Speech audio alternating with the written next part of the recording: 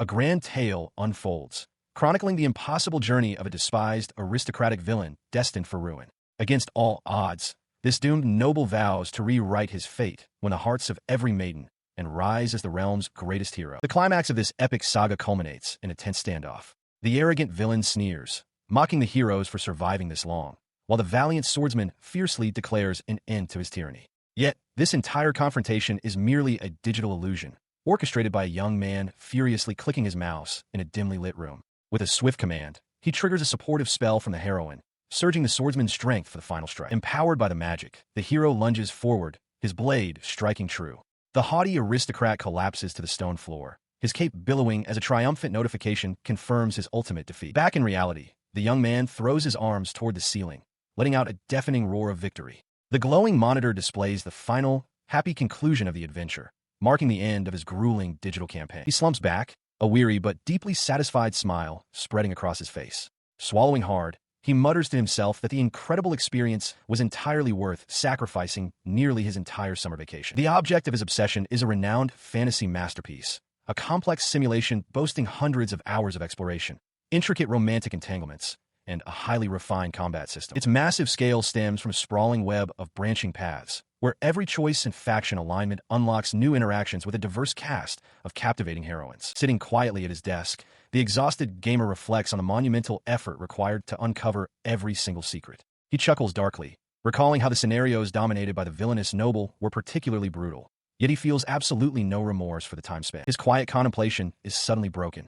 A soft gasp escapes his lips as his eyes lock onto a subtle change on the glowing screen before him. Leaning in closer, he stares in disbelief as the familiar victory screen shifts, revealing a hidden, unexpected epilogue that catches him completely off guard. His eyes slid shut as a sudden, overwhelming wave of exhaustion washed over him. Unable to fight the fatigue, he collapsed backward out of his chair, sprawling motionless across the floor of his bedroom. Above his unconscious form, the glowing monitor flickered, displaying a final, ominous message welcoming him to a new world. Far from that quiet bedroom, the morning sun illuminated the grand, sprawling facade of a magnificent aristocratic estate. Deep within the manor's lavish walls, a young man with light hair bolted upright in a massive bed, disoriented. An older butler and a maid rushed to his side, the butler crying out in sheer relief that his young master had finally awakened. Still groggy, he listened as the maid explained that a falling vase had struck his head, leaving him bedridden for 3 days. He muttered the name, Vento Raciteria, in utter confusion, prompting the butler to confirm his identity. The older man's relief quickly morphed into panic, his eyes widening behind his glasses as he frantically asked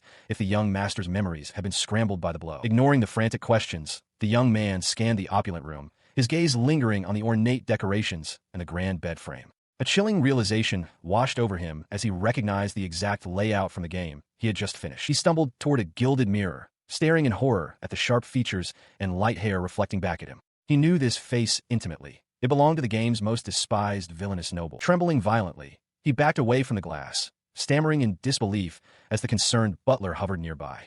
The terrifying truth settled in. He was no longer a player, but trapped inside the body of the very antagonist he had defeated. He stared in absolute disbelief, his mind reeling as the impossible truth settled in.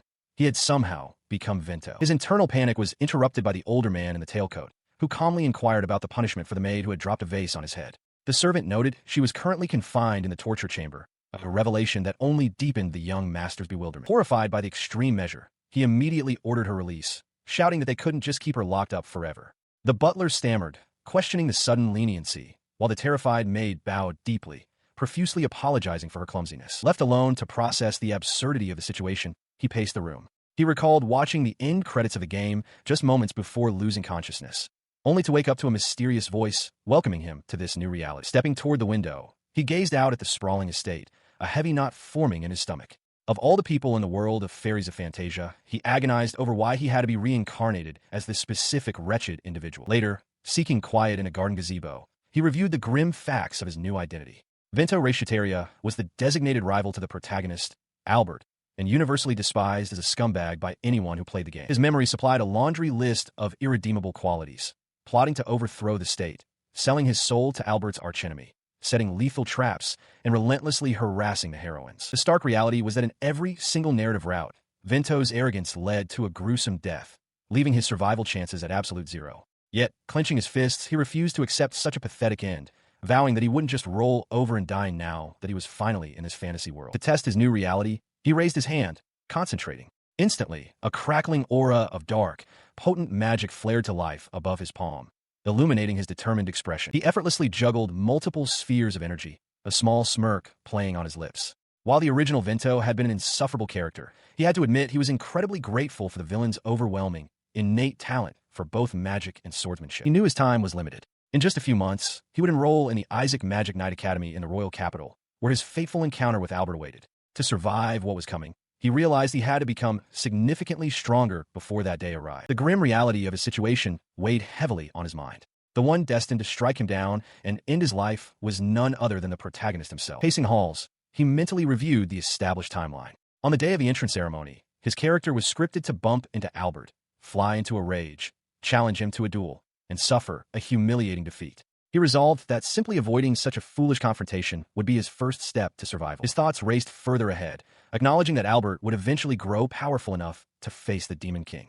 To stand a chance, he would need to surpass even that level of strength. Suddenly, his intense plotting was shattered. A maid, rushing blindly around the corner, collided hard with him, sending a tray of hot tea splashing violently across his pristine clothes. The young woman collapsed to her knees in absolute terror, pressing her forehead against the floorboards. She frantically stammered out apologies for ruining his attire, her voice trembling as she begged him to spare her from beheading.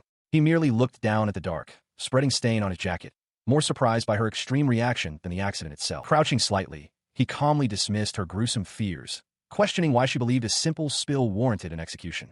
With a gentle tone, he instructed her to merely prepare a fresh set of clothes, noting that it was unsightly to remain drenched. The maid looked up, tears streaming down her flushed cheeks, utterly bewildered by his unexpected leniency. Still weeping openly, she hastily choked out her compliance. He sighed softly, reiterating that while clumsiness was an annoyance, it was hardly an unforgivable sin, and gently urged her to hurry along and fetch the garments. As she scrambled away down the corridor, a cold drop of sweat formed on his cheek. Her sheer, unadulterated terror painted a grim picture of just how many cruelties the original Vento must have committed to instill such fear. He knew his sudden shift toward kindness might arouse suspicion, but he was determined to lower the probability of his destined gruesome end, no matter how small the margin. His quiet reflections were abruptly cut short by a stern, authoritative voice echoing down the hall. An older, distinguished man with a sharp mustache approached, his eyes narrowing as he questioned the ruined jacket and the unsettling rumors of his recent charity toward the servants. He quickly composed himself, explaining the spilled tea and denying any conscious effort to be charitable,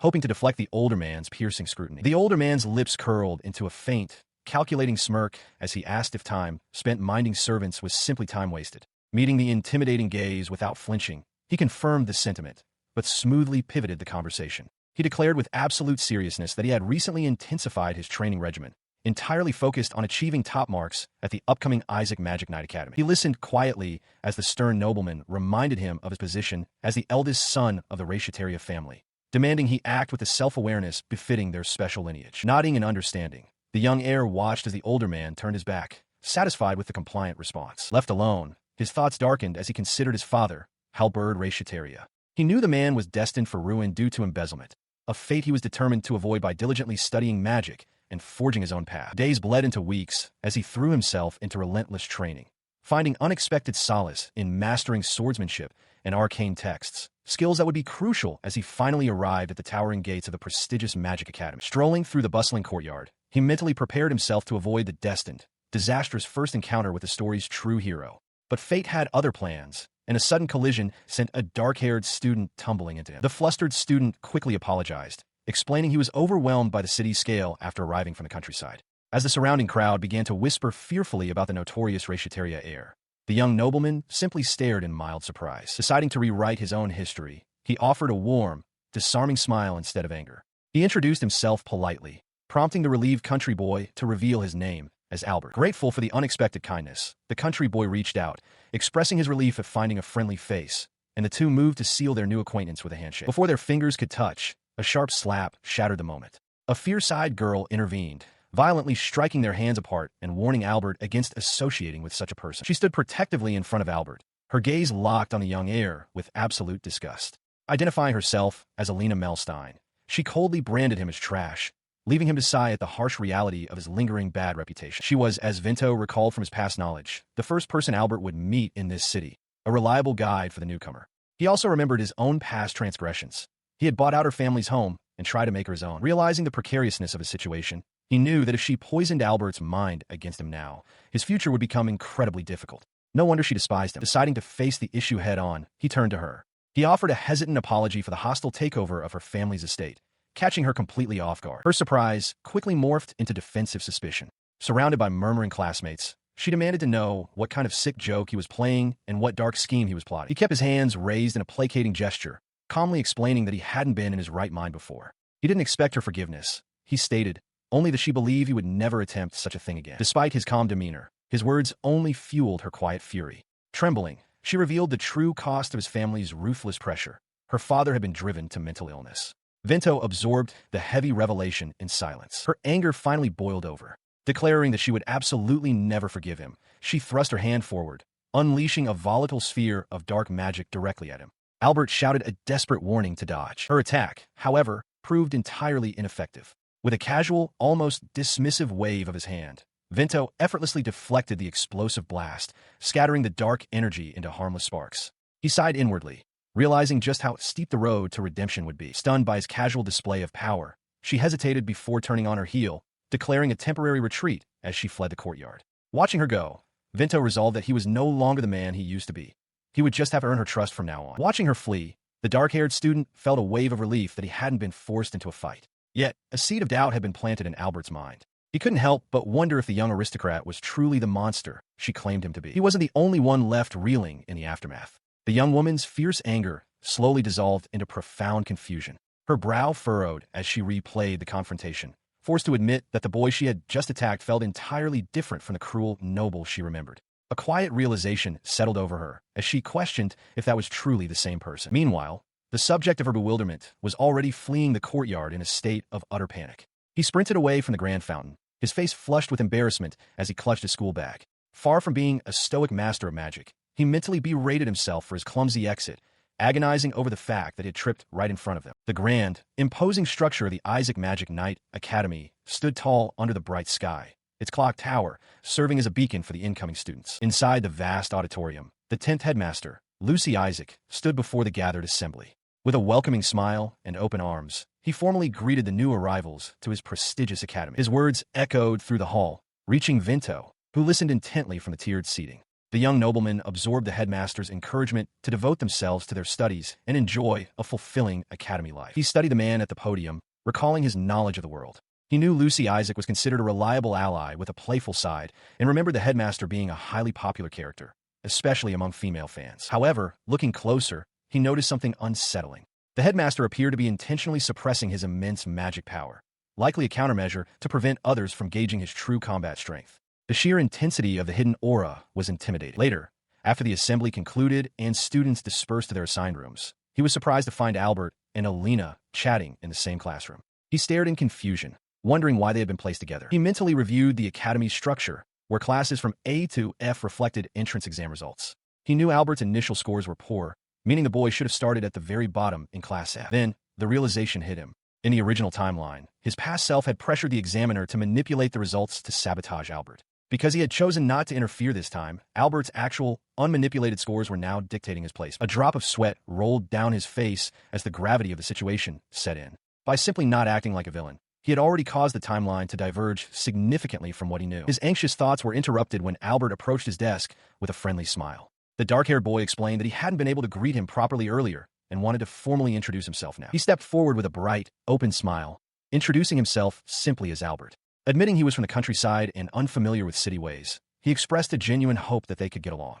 Around them, murmurs immediately broke out among the other students, shocked that a commoner without a family name would dare approach the rumored tyrant of the Reincarnates family. Unfazed by the whispers, the young noble met the commoner's gaze with a calm smile of his own. He introduced himself as Vento Reincarnates, firmly grasping the offered hand and stating that he, too, looked forward to working together. The simple handshake sent a shockwave through the observing classmates. They whispered frantically among themselves, terrified for the new boy. Rumors painted the eldest Reincarnates son as a monster who despised commoners, a tyrant who would enslave a man or burn down an entire village just to get his way. Hearing the frantic gossip, he couldn't help but internally agree. He knew all too well that the original version of himself in the main story would have easily committed such atrocities without a second thought. Pushing those dark thoughts aside, his focus sharpened on the young man standing before him. He studied the cheerful face, sensing a profound, underlying strength radiating from the commoner. He marveled at the flawless, unhindered flow of magic power within the boy, realizing that his own past reliance on raw talent, without training, would have naturally led to his defeat against such a disciplined opponent. Noticing the intense scrutiny, the dark-haired boy tilted his head, asking if something was wrong, prompting a quick, dismissive wave. The brief exchange only fueled the surrounding panic. The onlookers misinterpreted his polite smile as the sinister grin of a predator locking onto a new, pitiable target. Oblivious to their terror, he was busy formulating a survival strategy. He reasoned that since all his predetermined tragic fates were triggered by opposing this very boy, forging a deep, positive relationship was the absolute best way to avoid those deadly routes. His internal planning was suddenly interrupted by a chilling sensation. He turned his head slightly, sweating as he caught sight of a dark-haired girl glaring daggers at him from across the room, forcing him to mentally chant to himself to ignore her intense hostility. She watched him with unwavering, cold intensity. Her large, dark eyes narrowed slightly, silently scrutinizing every move the young noble made. Leaving her piercing gaze behind, he continued down the grand, sunlit corridor of the academy. As he passed, the whispers of his classmates trailed him like a shadow. They murmured about his reputation as a villain, trading horrific rumors of him nearly killing a defiant servant and brutally beating a lower-ranking noble beyond recovery. He broke into a cold sweat, acutely aware that their outrageous gossip wasn't entirely unfounded. He knew that back at his estate, many of the servants were still genuinely terrified of him, unable to forgive the cruelties he had committed in the past. A grim realization settled over him.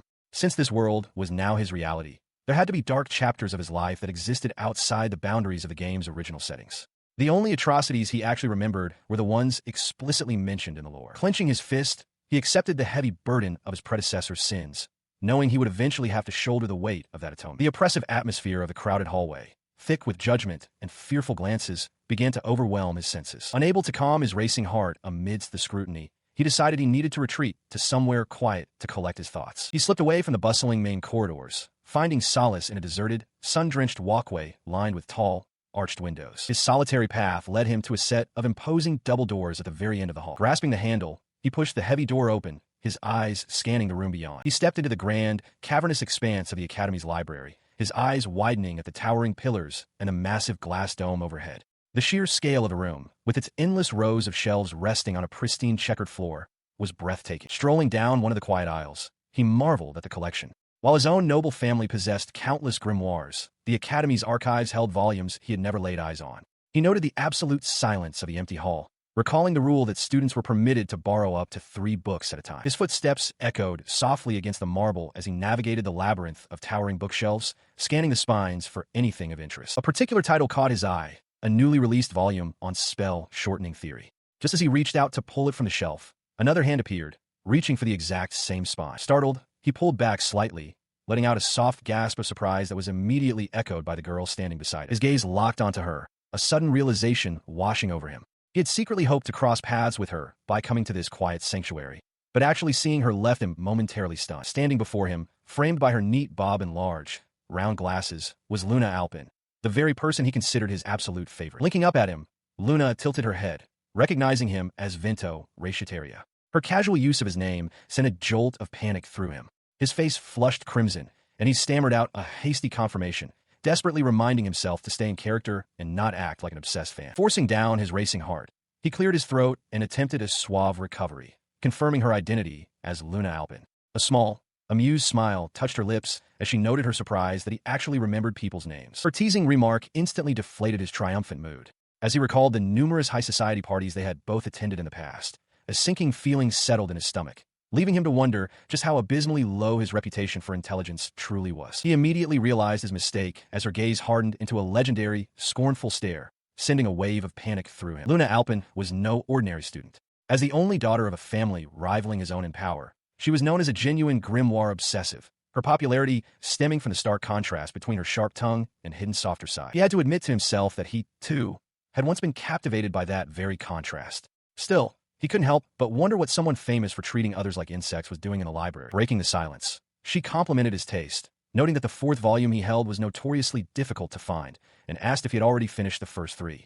He confidently replied that he had the entire set perfectly arranged at home. Her expression softened slightly, a hint of disappointment in her voice as she confessed that she had only just managed to find this copy herself. Observing her reaction, he paused for a moment before asking how long it would take her to read through it. He proposed a compromise, since he planned to spend a month transcribing the text for his own studies anyway. She could keep the book if she agreed to make a copy for him. Surprised, she asked if he was truly certain about the offer. Turning back to the shelves, he casually dismissed the effort, claiming that while making 2 copies was a hassle, it served as excellent practice. She quietly noted his unexpected diligence. With a casual wave over his shoulder, he began to walk away, reminding her not to forget their agreement as she stood there, the heavy tome now resting in her hands. Before he could get far, she called out for him to wait. Stepping closer, she asked what other books he enjoyed reading, suggesting they move to a quieter spot to talk since they were completely alone. She initiated the conversation by asking if he had read a specific text titled Magic of Nature. Vinto nodded, recalling the book's rather eccentric theory that flora and minerals inherently possessed magical power, and that natural disasters were merely manifestations of that latent energy. Acknowledging the absurdity, she still found the concept of drawing magical inspiration from the natural world fascinating. He agreed, pointing out that since magic was originally conceived to recreate and control accidental phenomena, looking to nature for guidance was a perfectly logical approach. Leaning back in his chair with his hands clasped behind his head, the young man mused aloud, wondering if humanity would ever reach a point where they could freely manipulate something as volatile as lightning. He elaborated on the immense difficulty of the task, explaining that current top-tier lightning magic merely consumed vast amounts of mana to create a pseudo-effect. She chimed in, noting the practical drawbacks. The high mana cost and predictable, linear trajectory made it less favorable in combat compared to water or fire magic, which offered a wider area of effect despite being less powerful. The deep academic discussion was cut short as he glanced at the time, rising from his seat with a sigh of genuine disappointment that their conversation had to end so soon. Looking up at him, she hesitantly asked if he would return. He offered a warm smile, assuring her that he absolutely would, citing the vast number of books he still wished to read as his excuse. Internally, however, he wrestled with a hidden truth. He desperately wanted to confess that she was the real reason for his visits, but fear held him back. He agonized over the fact that he wasn't the intended hero of this world's narrative, terrified that growing too close to her might trigger unpredictable, unmanageable events, even though he knew the timeline had already begun to fracture. His anxious thoughts were interrupted when she clutched her book to her chest and spoke up, her voice steady. She admitted that she had completely misjudged him, realizing that the terrible rumors surrounding his character were entirely unfounded. Caught off guard by her sudden declaration of trust, he glanced back over his shoulder, a bit flustered. He gently teased her, questioning if it was truly wise to place such faith in him after only their first proper conversation. She simply smiled, a warm, genuine expression, and stated her firm belief that anyone who possessed a true love for books couldn't possibly be a bad person at heart. With that, they exchanged a quiet promise to meet and talk again. She walked down the grand, arched corridor, completely unaware of the eyes tracking her every move. From behind a stone pillar, Alina watched the pair with wide, disbelieving eyes. Seeing the young woman strolling so casually beside Vinto sent a wave of confusion through Alina's mind. She struggled to make sense of the sight, her thoughts racing back to a recent, equally baffling memory of the young noble actually shaking hands with Albert, a mere commoner. For a fleeting second, she wondered if he had truly turned over a new leaf. But the thought was instantly banished, replaced by a mental image of him as a scheming devil. She convinced herself that a person with his history simply could not change overnight. Driven by this deep-seated distrust, her expression hardened into a mask of fierce determination. Her knuckles whitened as she clenched her fist tightly at her side. She was absolutely certain he was plotting something sinister, and she made a silent, unwavering vow to expose his true nature to everyone. The morning sun filters through the tall windows of the academy classroom, but the atmosphere is thick with the hushed murmurs of students. They steal glances toward a specific desk, their whispers like a persistent draft in the large hall. Amidst the gossip regarding his infamous reputation and supposedly terrible personality, the young nobleman remains perfectly still. He ignores the biting comments about how others must endure being in the same class as him, his expression a mask of calm indifference. His solitude is interrupted when a dark-haired student approaches with a casual greeting. Looking up, the young master questions if his classmate truly has no reservations or opinions about the rumors surrounding him. The other boy pauses, his hand to his chin as he considers the question with a look of genuine, if somewhat vacant, contemplation. He seems entirely unaffected by the social weight of the situation. With a light-hearted shrug, he simply repeats his morning greeting, leaving the young master to wonder if the boy is being serious or merely following the script of a story he once knew. He decides that, for now, working together as friends might be the best path forward. He watches his companion, noting the unwavering nature that allows the boy to judge the world by his own standards rather than the opinions of others. It is this very quality, he realizes, that draws people toward the dark-haired youth, marking him as a natural leader. Their quiet exchange is broken by a sharp, cold gaze as a young woman with long, dark hair approaches. While she acknowledges the dark-haired boy with a polite greeting, her eyes remain fixed on the young master with unmistakable hostility. She suddenly produces a formal document, her movements sharp and deliberate as she confronts him. The unexpected nature of her approach leaves him momentarily stunned, wondering why she would seek him out so directly. With a defiant shout that echoes through the room, she thrusts the paper forward and publicly challenges him to a duel. The surrounding students gasp in disbelief. The air's suddenly electric with the prospect of a high-stakes confrontation between two prominent figures. This tradition is a cornerstone of the Academy, a system designed to settle disputes and test one's resolve by clashing their magical abilities against one another. It is a formal declaration that, once made, cannot be easily ignored. She stands firm, the challenge paper held out like a weapon. Vinto's eyes narrow as he realizes the narrative he knew is fracturing.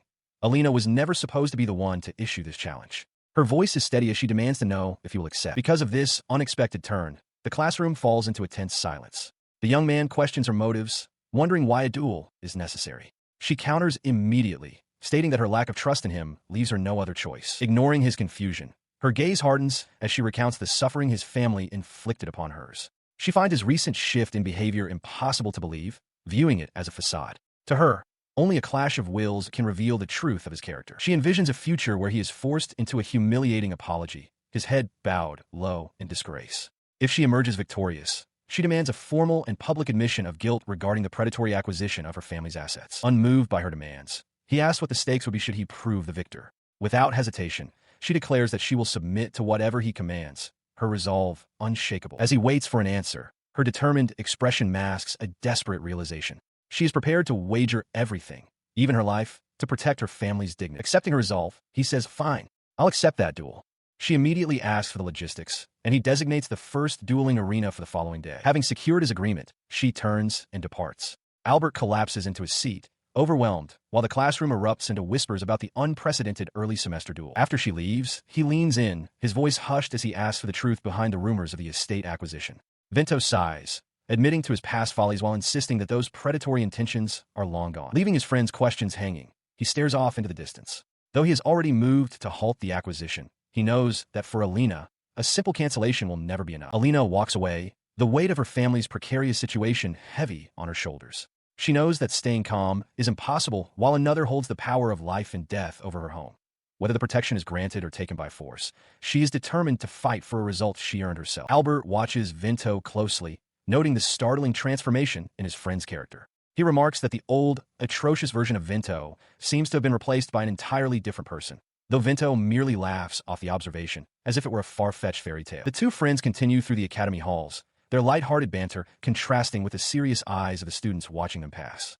Vinto remains jovial, seemingly unbothered by the gravity of the change Albert described. From his desk, Headmaster Lucy Isaac watches the interaction with a furrowed brow, unable to find any humor in the situation.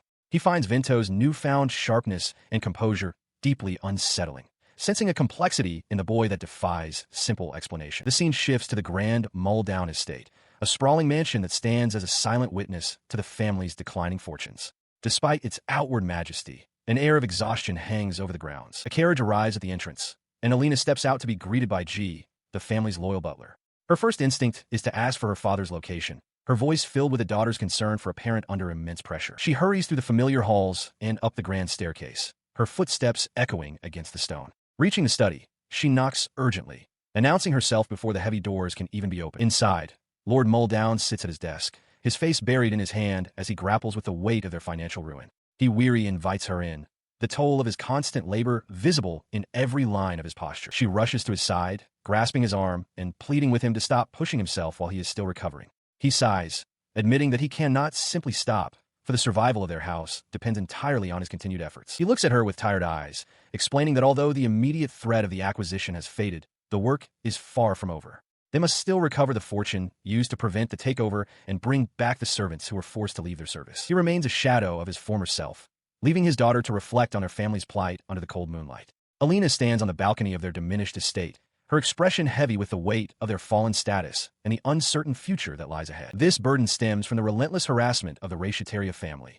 whose greed drove her father to a physical and mental collapse. Though the immediate threat of acquisition has vanished and his health is slowly mending, the scars of their cruelty remain. Her resolve hardens as she thinks of Vinto Reincarnates, the name synonymous with her family's suffering, and she vows never to forgive those who trifle with others' lives. Far from the quiet halls of the Muldown estate, the Isaac Magic Knight Academy hums with a different kind of energy. The massive, circular arena stands ready, its stone tiers waiting to be filled for the upcoming spectacle of skill and power. A sea of students erupts in cheers, their excitement echoing through the vast grounds of the academy. This institution, which exists solely to nurture the finest talents in the realm, provides the perfect stage for their most intense rivalries to play out. Among the 4 great arenas, the first dueling arena is the grandest, a place where student rankings are forged in the heat of combat. On the dusty floor below, 3 figures stand small against the scale of the architecture, prepared for a formal confrontation. Facing her opponent, Alina acknowledges his presence, noting with a hint of surprise that he didn't run away from the challenge. Vento, holding his practice blade with a steady hand, simply replies that promises are meant to be kept, his demeanor surprisingly resolute compared to his past reputation. Standing between them, Headmaster Lucy Isaac assumes the role of referee, his voice carrying across the arena as he outlines the formal rules. He explains the function of the magic badges they wear, enchanted items designed to absorb a single fatal blow to ensure safety, and warns that victory is decided by surrender or the shattering of that very badge. He emphasizes that any unnecessary torment or attacking after a match is decided will result in immediate disqualification. As the instructions conclude, Vento feels the weight of the headmaster's gaze. He wonders why the man is looking at him so intently, especially after the stern warning that attacking after a badge is destroyed is strictly forbidden, as if the headmaster expects him to break the rules. With the formalities concluded, the 2 combatants retreat to their starting positions. The vast space between them feels charged with anticipation as the referee prepares to signal the start of the duel. The signal is given, and the duel erupts into motion. Vento draws his sword, the steel catching the light as he prepares to defend his honor, while Alina immediately invokes her magic reinforcement, her body tensing as power flows through her, ready to strike with overwhelming force. She stood enveloped in a shimmering aura of heat, her magic reinforcement pushing her physical limits beyond what seemed possible for a student. Across the arena, the young man watched in disbelief, realizing that despite his own training, the sheer intensity of her power put him at a severe disadvantage in close quarters. Without hesitation, she unleashed a searing bolt of fire, shouting the command for a flame arrow to strike him down. He barely managed to throw himself to the side, the heat of the projectile singeing the air where he had stood a moment before. She refused to let him catch his breath, pursuing him relentlessly while weaving her specialty magic, a complex art of fire modeling. As she moved, she declared her intent to prevent any escape, her mastery over the element allowing her to shape the flames into lethal tools of war. He gritted his teeth, realizing that staying at a distance would only lead to his eventual defeat under her endless barrage. With a sharp focus, he decided it was time to change his approach and switch weapons, looking for the perfect opening to close the gap between them. She suddenly manifested a blade of pure heat, swinging the flame saber with lethal precision. He managed to parry the blow, the impact jarring his arms, but he saw a momentary lapse in her stance and prepared to launch a counteroffensive. Before he could capitalize on the opening, she pivoted with surprising dexterity and thrust a spear of fire forward. This flame lance caught him off guard, forcing him to realize that her control over these conjured weapons was far more fluid than he had anticipated. This technique, known as the Flame Demon's handplay, allowed her to give the formless fire actual mass and weight, turning it into a physical threat as real as any steel blade. While it consumed a significant amount of mana to maintain such complex commands, the resulting weapons were devastatingly effective. He found himself pushed back once more, the distance between them growing as the scorched earth of the arena smoked. He knew that allowing her to maintain this range was a recipe for disaster, as her long-range capabilities far outmatched his current defensive posture. She then raised her hands, summoning even greater power to manifest a pair of massive, ornate siege engines made of roaring fire. These flame ballistas loomed over the battlefield, their presence signaling a massive escalation in the duel's intensity. He looked up at the towering constructs, his arms already beginning to go numb from the strain of blocking her previous strikes. Realizing that he could no longer win through simple evasion or standard defense, he steeled his resolve to reveal a technique he had hoped to keep hidden until much later. He stands enveloped in a sudden, violent discharge of electricity, the air crackling with raw power. Alina watches in disbelief, her eyes wide as she recognizes the rare and formidable lightning magic. While she struggles to comprehend how to counter such an element, he reflects on the pure, romantic nature of the storm, recalling a conversation with Luna about its unique properties. The young mage analyzes the tactical limitations of his new power, noting that while lightning is unmatched in speed and destructive force, its nature is to travel only in a straight line. He understands that attempting to bend its path would only cause it to be drawn toward other objects. Because of this inherent trait, he concludes that his magic does not need to fly to be effective. It simply needs a determined direction and a clear path to its target. With a focused stance, he channels the surging energy, invoking the name of the mythical beast associated with the storm, Kirin. The intensity of the electricity peaks, illuminating the entire arena in a blinding white glare as he prepares to unleash the full extent of this specialized technique. He vanishes in a literal flash of light, moving faster than the human eye can track. Alina gasps, her head whipping around as she desperately tries to locate her opponent in the aftermath of the sonic boom. Her confusion turns to shock when his voice whispers from directly behind her, announcing his presence before she can even react to the threat. The sheer momentum of his strike sends her reeling, the impact propelling her backward with explosive force.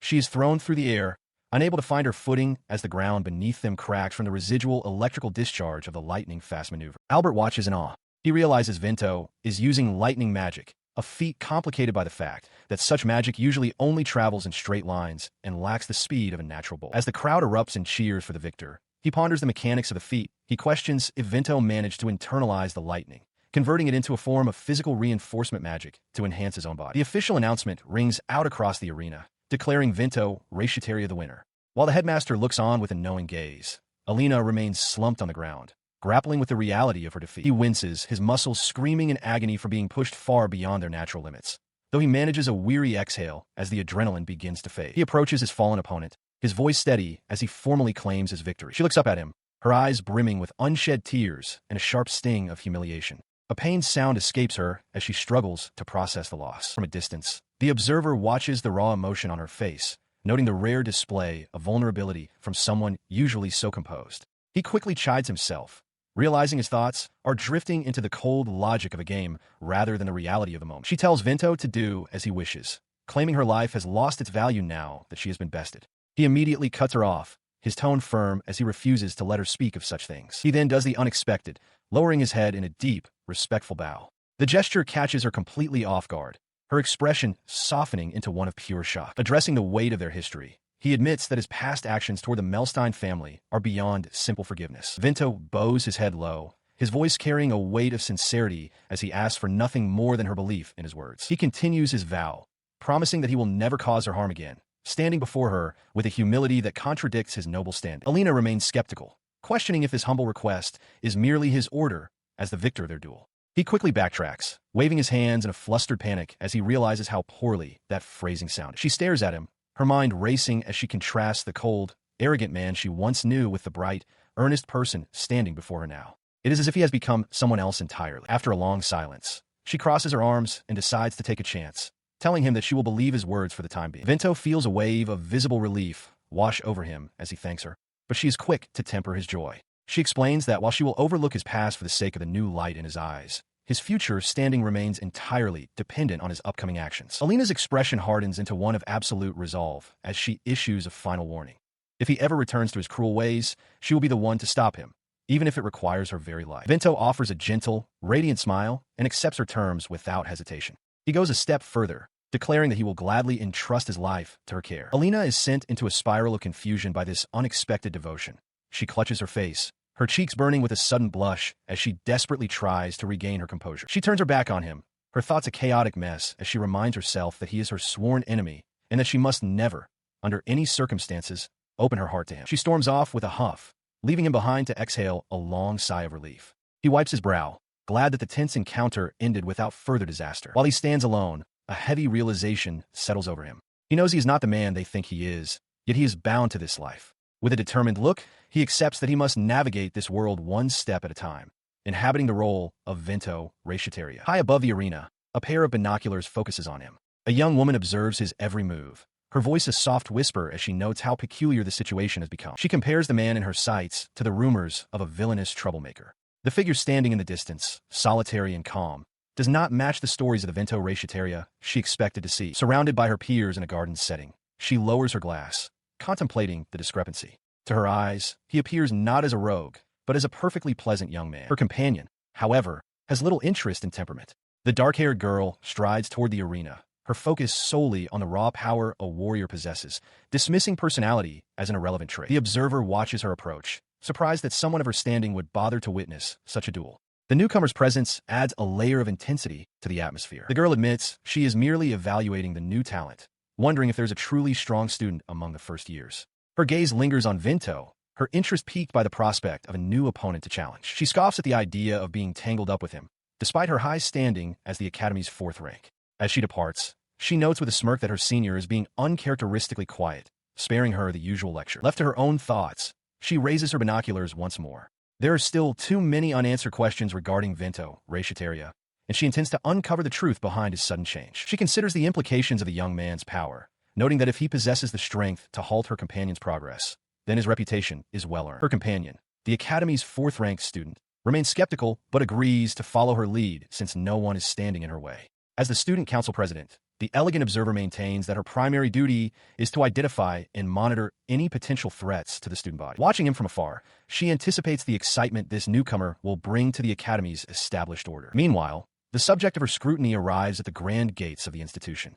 He lets out a weary sigh of relief as he steps onto the grounds, carrying his belongings and preparing for the day ahead. Upon entering the bustling hall, he is immediately greeted by the energetic Albert. The atmosphere is thick with tension, as the young man notices the heavy gazes of his peers following his every move, making it impossible for him to find a moment of peace. The dark-haired youth continues his enthusiastic welcome, describing the previous day's conflict as nothing short of magnificent. He speaks with genuine pride, expressing how honored he feels to count such a capable individual among his classmates. Taken aback by the sudden and sincere praise, the newcomer can only offer a hesitant, humble response as he tries to process the shift in his social standing. He begins to analyze the situation, his mind drifting toward the concept of those obsessed with self-improvement. Observing his friend's impressive physical statistics and combat proficiency, he concludes that the young man is a dedicated training enthusiast, much like the legendary figures he has heard of. The group is soon joined by the stoic Alina, who offers a polite morning greeting to her companions. The young man recalls her stern warning from the previous day, knowing that her presence means he will be under constant, watchful eyes. Despite the underlying tension, he feels a flicker of genuine happiness seeing his new acquaintances interacting so naturally. He decides the time is right to broach a specific topic he has been considering, hoping to further solidify these burgeoning bonds. Vento leans forward, hands clasped in a desperate plea, explaining his rural upbringing and lack of knowledge regarding the royal capital. He asks his companions if they would be willing to act as his guides, hoping to rely on their familiarity with the city. Beyond the academy walls, the Elfrid kingdom stretches out, a prosperous realm whose capital pulses with a liveliness rarely seen in other nations. The Isaac Magic Knight Academy sits at the very heart of this bustling metropolis. The city is a sprawling labyrinth of stone and timber, its scale so immense that those arriving from the quiet countryside frequently find themselves lost within its winding streets. Touched by their willingness to help, the young man expresses his deep gratitude, realizing these are the only people he can truly rely on. While Albert and Alina agree to the excursion, she has a sense of duty to watch over him.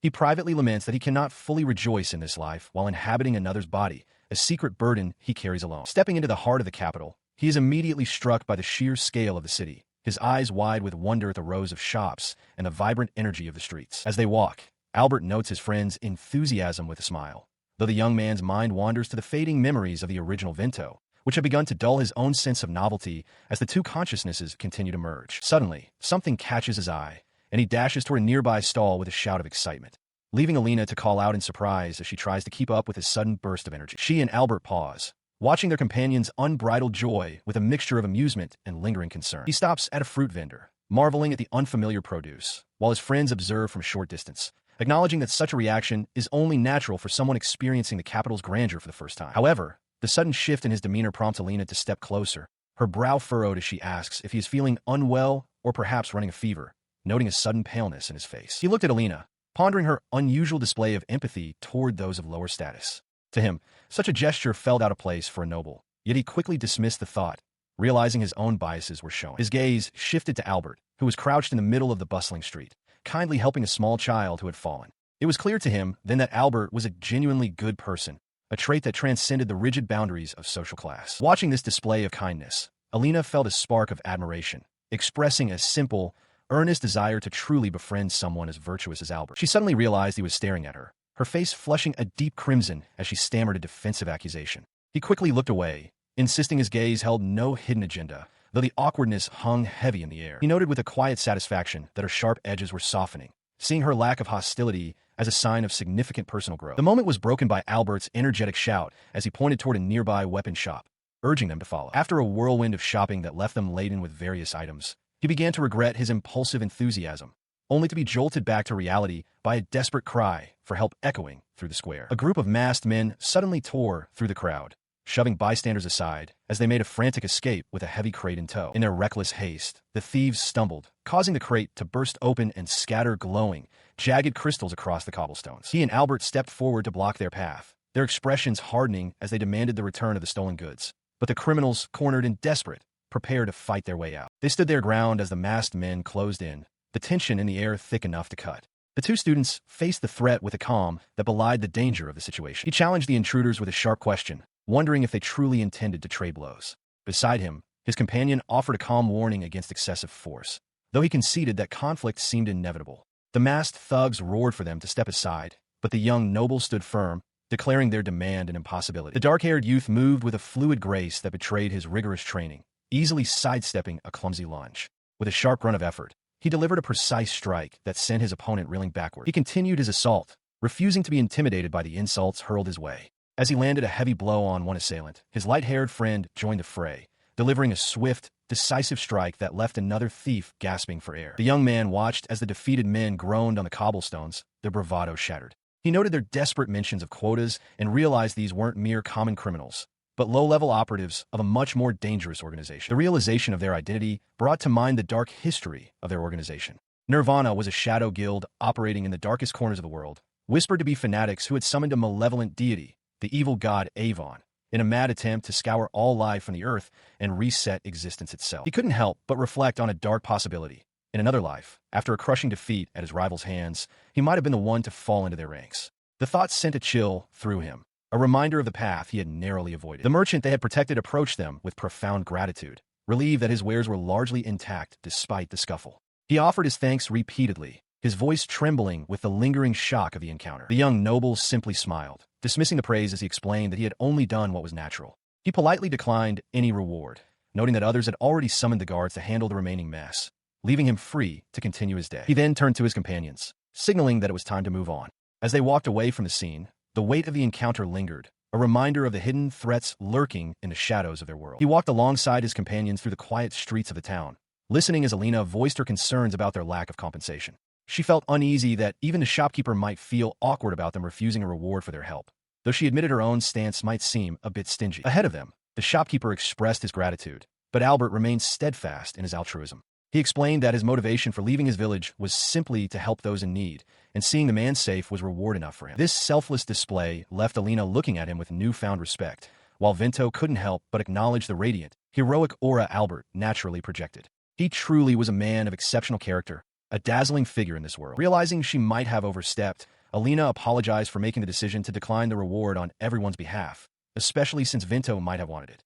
Albert quickly reassured her, insisting that his choice was the right one to avoid appearing greedy in front of others. As they shared a light-hearted moment, Vento marveled at the sight of the three of them laughing together. He mused that if those who knew the prophecies of this world could see them now, they would hardly believe their eyes, as this camaraderie was a departure from the path he once knew. Their peaceful walk was suddenly interrupted by the arrival of a striking figure leading a group of armored guards. Vento's eyes widened as he recognized the woman approaching. It was Melfi Silpheria, a presence he hadn't expected to encounter so soon. She was a renowned knight of the Elford Kingdom and a key heroine in the world's unfolding history. As an elf, her pointed ears and ethereal beauty were as unmistakable as the authority she carried as a member of the prestigious Knight Order. While the guards secured the area, Alina and Albert watched the newcomers with curiosity. Vento, however, was burdened by the knowledge of Melfi's tragic past, her quest for the culprit who destroyed her village, and he realized that if he spoke the truth now, the very fabric of the future he knew might unravel. Stepping forward, the Elven Knight addressed the group, asking if they were the ones responsible for apprehending the men behind the recent string of Magic Stone robberies. She offered her sincere thanks for their intervention, noting that the thieves had been difficult for the local guards to catch. She offered a warm, grateful smile that seemed to light up her face as she thanked them once more. Yet, Vento looked on with a heavy heart, knowing the intense, burning desire for vengeance that she harbored deep within, hidden behind that gentle expression. She speaks candidly, questioning if he is truly the Vento Ratiataria she has heard of. The rumors painted him as a talentless, lazy noble who squandered his family's power, but seeing him now, she admits he appears far more capable and physically fit than the story suggested. Vento can only offer a sheepish confirmation, caught off guard by her blunt assessment. The Elven Knight offers a gentle smile, reflecting on how unreliable rumors can be despite the many people she has encountered. With her duty calling, she expresses her gratitude for their assistance and prepares to return to her post. As she turns to leave, a stray banana peel on the cobblestones catches her off guard. With a startled cry, the composed warrior loses her footing and tumbles toward the ground. She lands in a heap, letting out a pained whimper while Vento rushes to her side, his voice filled with concern as he asks if she is all right. Nearby, Albert watches the spectacle, noting to himself that she seems to embody a strange collection of contradictory traits, from her noble status to this unexpected clumsiness. After the encounter, the group makes their way through the bustling streets of the royal capital. As they reach a crossroads, Vento explains that since he is staying at the academy dorms, they will have to part ways for the evening. He stands with Alina and Albert, the latter expressing his sincere thanks for the informative day spent touring the city. Alina, however, is less than pleased, chiding Vinto for his excessive shopping while he tries to defend his purchases. Once Albert bids them farewell and disappears into the distance, a heavy silence falls between the two remaining companions. They walk side by side through the narrowing streets, the lively atmosphere of the market fading behind them. The young noble finds the sudden quiet unsettling, sweating slightly as he realizes how awkward it feels to be alone with her. He searches for something to say to break the tension. He finally speaks up, admitting that he actually enjoyed their time together today. His sudden shift to a more formal tone catches her by surprise, prompting her to question why he is suddenly acting so polite. Hearing his words, she looks away, her expression softening as she confesses that today wasn't a bad day after all. However, she quickly adds a stern warning that she hasn't fully lowered her guard, a sentiment he accepts with a knowing nod as they continue their walk. The magicology class concludes, and the students begin to pack their things. Albert stretches his arms wide, letting out a weary groan as the lecture ends. He approaches his friend, who is slumped over his desk in exhaustion. Albert admits that while he enjoys magic, the formal classes are a chore, yet he feels compelled to keep up his studies to avoid the disapproval of Luna. Turning his attention to the young woman nearby, he invites her to join him at the training grounds, hoping she might share some of her knowledge. She politely declines, explaining that her schedule is full for the day but offering to meet tomorrow instead. Watching the exchange, Vinto considers how Albert's proactive nature might be deviating from the expected path of their world story. Before she departs, she casts a sharp, suspicious glance back at Vinto, warning him to stay out of trouble in her absence. He reacts with genuine shock at the sudden accusation. Later, as the two young men walk together, Albert finds himself winded from their pace. Vinto offers a light-hearted quip, but his friend sternly reminds him that some topics are not meant for jesting. As they continue, he observes the pair, noting that the bond between them doesn't seem to be strengthening as quickly as he anticipated. Their quiet moment is interrupted when a striking young woman with long, dark hair approaches them in the hallway. Albert is visibly startled by her sudden appearance. She introduces herself with an air of importance as Fiska, the fourth-ranked student among the elite numbers. Vinto is left bewildered, having never heard of such a ranking system within the academy. She seems oddly thrilled, remarking that the encounter is unfolding exactly as it should. Vinto can only stare in confusion at her cryptic enthusiasm, wondering what she means by the original work. She approaches them, her presence a calculated move that mirrors the events of the original story Vinto remembers, though his own existence remains the sole anomaly in this familiar script. This newcomer is none other than Fiska, a girl whose reputation precedes her. Known throughout the academy as a battle maniac, she clawed her way to the 4th rank in just her 2nd year, driven by an insatiable desire to test herself against the strong. In the history Vinto knows, her interest was piqued only after Albert's victory in their duel, leading her to relentlessly pursue the young hero. Her presence triggers a wave of confusion in Vinto as he finds himself grappling with a glaring inconsistency. The young hero hasn't fought a single duel in this timeline, yet here she is. Masking his internal confusion, he politely addresses her as his senior and inquires if she has business with him. He waits for an answer, but she pauses for a heartbeat, the question seemingly catching her off guard as she processes his words. She regains her composure and explains with a casual air that her only intent was to greet the new student everyone has been talking about. She cuts through the pleasantries with a sudden, intense focus, pointing directly at Vinto and demanding a duel, leaving him stunned by the unexpected turn of events. Vinto braces himself as a fist hurtles toward his face with startling speed. He catches the strike with both hands, the impact creating a shockwave that ripples through the air. He sternly warns his attacker to cease using magic reinforcement within the classroom walls. The assailant, a girl with her dark hair tied back in a high ponytail, nimbly spins away from him, her expression one of mischievous delight. She immediately launches another heavy blow, which he manages to block once more. The force of the impact is considerable, drawing a grunt of effort from him before Fiska steps in, calling for an end to the reckless display. Nearby, Albert and Alina tense up, ready to jump into the fray if necessary.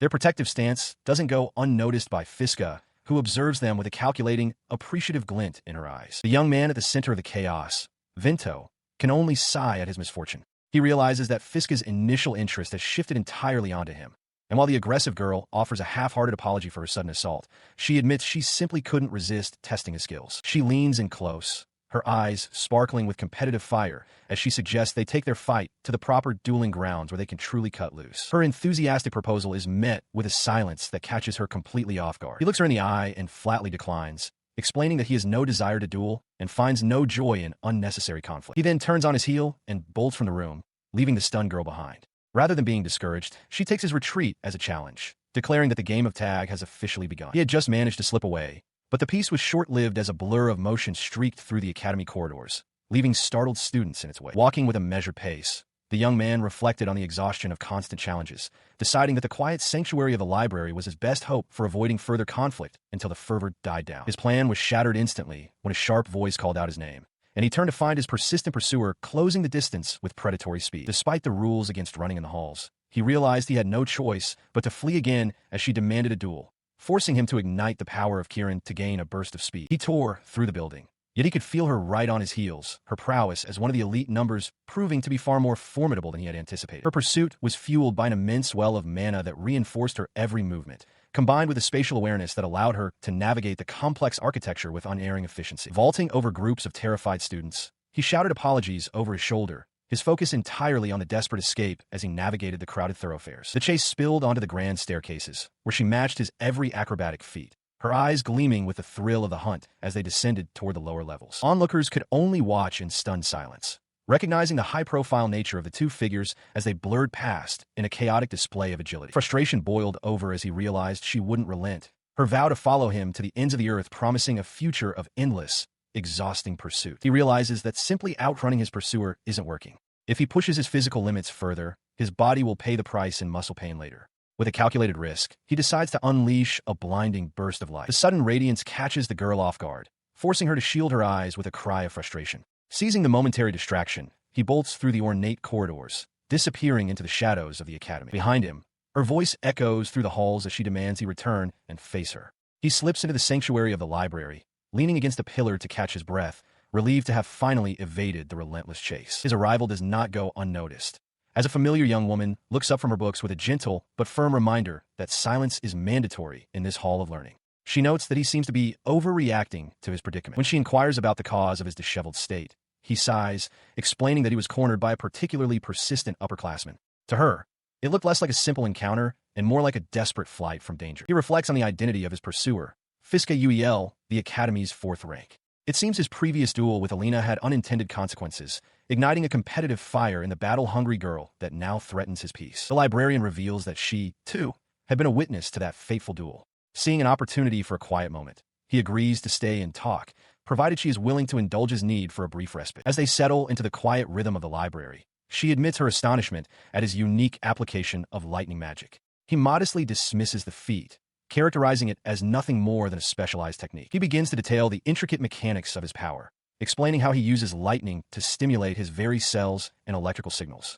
By doing so, he pushes his reaction speed to its absolute physical limit. This, he clarifies, is the true essence of the Kirin technique. While standard magic reinforcement can provide raw speed, his method grants him the physical ability and reaction time necessary for truly optimal, high-speed movement. He listens as his companion suggests a direct confrontation, noting that his current evasive tactics will only lead to a lifetime of being hunted. He counters, explaining the immense physical toll of his lightning magic and his reluctance to reveal his full capabilities so early in his academic career. Reflecting on the inevitability of the situation, he realizes that his pursuer will likely return the following day regardless of his efforts to hide. He weighs the benefits of a formal duel, where protective badges would mitigate actual harm, and concludes that he is cornered into accepting the challenge. Expressing his gratitude for the advice, he prepares to depart the library, feeling a newfound sense of resolve. His friend wishes him luck, though she admits her primary interest is simply witnessing the spectacle of his magic in action. The scene shifts to a grand, circular arena, its tiered stone seating rising high above a central combat floor where the upcoming trial will take place. Standing within the vast space, he is met by his opponent, who radiates an unsettling enthusiasm for their impending clash. He offers a polite but weary response to her excitement, clearly not sharing her zeal for the fight. High in the stands, his peers watch with a mixture of concern and disbelief, questioning the wisdom of challenging the Academy's 4th-ranked student. Down below, he remains focused, still grappling with the reality of the high-profile challenge he has accepted. His opponent dismisses the importance of her rank, claiming it is merely a decoration compared to the thrill of facing a worthy foe. She then proposes a daunting wager. Should she emerge victorious, he must remain her constant companion and playmate until their graduation. As the official calls for their readiness, the stakes are finalized, with the girl's prestigious rank set against his own future freedom. He acknowledges the gravity of the moment, knowing that defeat would bind him to her whims indefinitely. With the signal given, the atmosphere in the Colosseum tightens as the two combatants prepare to unleash their power, the duel finally commencing. She lunges forward, blade drawn, a fierce determination in her eyes as she calls out her opponent's name, signaling the start of her relentless assault. The steel whistles past his cheek, a mere hair's breadth away, but she is already pivoting for her next move, refusing to let him catch his breath for even a second. He leans back sharply, the cold edge of the blade narrowly missing his throat, a silent acknowledgement of the lethal danger passing through his mind as he narrowly avoids the strike. Seeing his narrow escape, she offers a taunting smile, clearly relishing the thrill of the challenge, while he begins to gather a swirling mass of dark energy in his palm, determined to bring the duel to a swift conclusion. With a sharp command, he unleashes a lightning arrow, a concentrated bolt of energy that streaks across the arena with blinding speed toward her. The projectile shatters the ground where she stood moments before, leaving a smoking crater. Yet she emerges unscathed. She is impressed by the speed of the attack, though he dismisses her evasion as mere luck. From the sidelines, their peers watch the escalating intensity with bated breath, while she centers herself, realizing that passive observation will only lead to her defeat, and that she must concentrate her power. She surges forward through the settling dust, her silhouette a blur of motion as a dark, ominous aura begins to coil around her weapon like a living shadow. He feels the very atmosphere shift as she unveils her black blade, the steel now wreathed in a shadowy essence that hums with lethal intent, signaling a dangerous turn in the fight. As he attempts to evade her next strike, he finds himself grasping at thin air, a mere afterimage, while she maneuvers with a speed that defies the eye, leaving him momentarily vulnerable. He barely avoids the strike, realizing too late that she had anticipated his every move from start.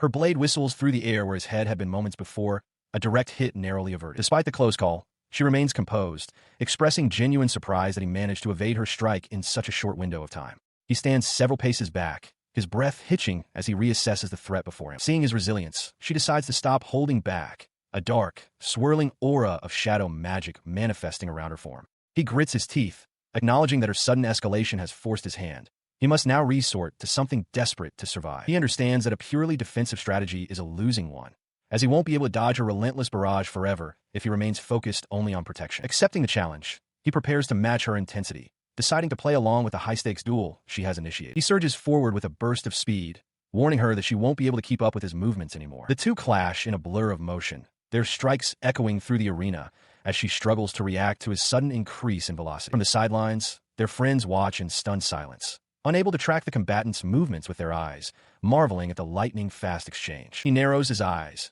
analyzing her unorthodox sword style, which seems to be a self-taught blend of shadow magic and incredible reflexes that makes her a formidable opponent. He searches for a blind spot in her defense, but she remains relentless, her movements fluid and unpredictable as she continues her assault. He lunges forward, certain he has found the opening he needed. His blade flashes as he closes the distance, catching his opponent off guard. The strike connects, drawing a sharp grunt of pain from her, but the wound is shallow. She curses her hesitation, realizing her own counterattack lacked the necessary depth to end the exchange. Sensing her limbs growing numb from the previous exchange, she struggles to maintain her stance. He recognizes the momentary lapse in her defense and prepares to capitalize on the opportunity. Instead of collapsing, she stands tall as dark, ethereal tendrils of shadow begin to coil around her form. She acknowledges his ability to use magic in such a way, her eyes narrowing with a newfound intensity. She explains that she is improvising, using her shadow magic to forcibly manipulate her own body and bypass the paralysis.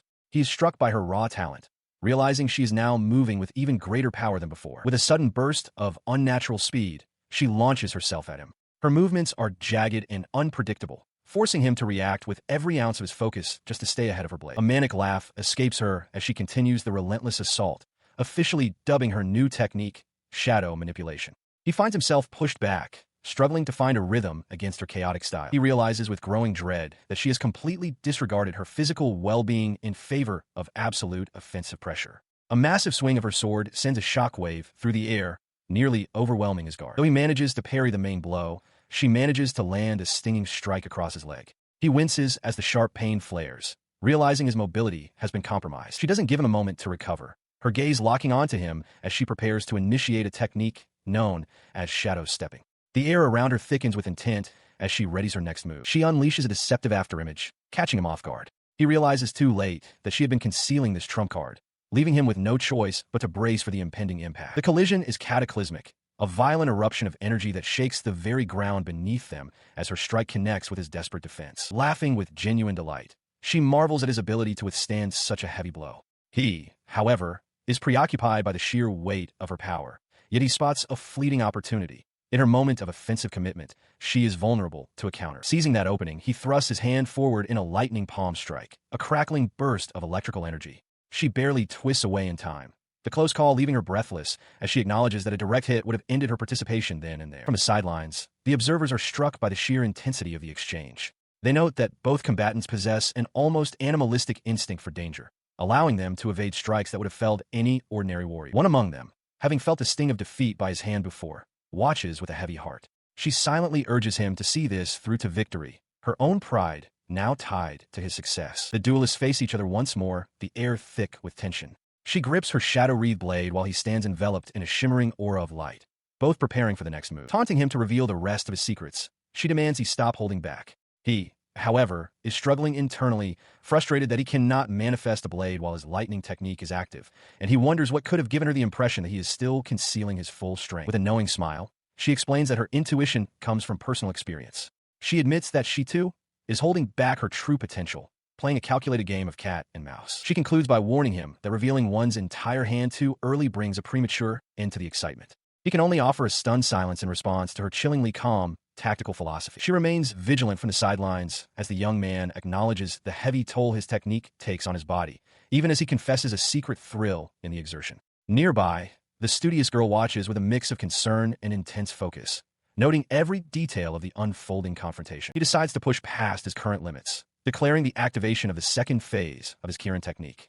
With a confident smirk and eyes burning with determination, he prepares to unleash the full extent of his strength, eager to escalate the duel to its true potential. The arena suddenly erupts in a blinding surge of electrical power as he lunges forward, the sheer intensity of the energy forcing his opponent to cry out his name in shock. Just as the clash reaches a dangerous crescendo, a sharp command cuts through the air, calling for an immediate halt to the battle. Stepping decisively between the two combatants, Alina spreads her arms to physically bar any further aggression, her sudden intervention leaving the high-ranking challenger wide-eyed and speechless. The crackling lightning around the young man begins to dissipate as the duel is brought to an abrupt, authoritative end. A striking figure with long, flowing hair descends upon the arena, her presence immediately commanding attention. Alina and Albert freeze, their eyes widening in recognition as the name Seelin escapes their lips in a hushed, startled breath. She stands between the combatants, a lone figure of authority amidst the vast, circular expanse of the dueling grounds.